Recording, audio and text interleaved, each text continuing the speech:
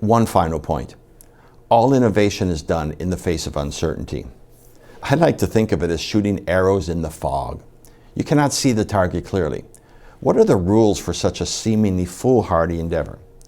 Well, first, you need feedback from someone who can see the target on how you can get better in the next shot. A little more to the right, a little bit left, a little higher, a little lower. And second, you want to shoot only arrows that you can afford to lose.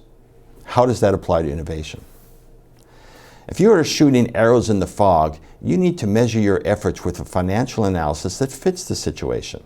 For any new product, the first instinct of even excellent managers can be, well, let's just do a 5-year P&L, determine the net present value of the idea.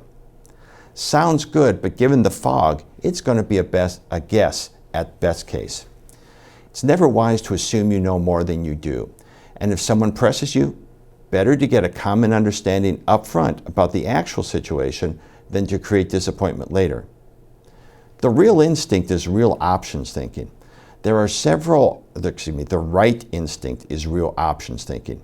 Pause and start the whole thing over. Okay. The right instinct is real options thinking. There are several articles about that method, and I've suggested one of them in the syllabus. But the essence is to compare what you are spending to keep a concept alive, the option, versus the potential impact if the option comes true. I've personally led many programs where a particular program might become very valuable if certain things happen in the market, but those things are uncertain. But having that option alive was a great benefit to the business strategy. Rita McGrath of Wharton emphasizes spending imagination instead of money. Keep the cost alive, keep the option alive at the lowest possible cost. In other words, build arrows that you can afford to lose. Finally, how can you tell you are learning with time?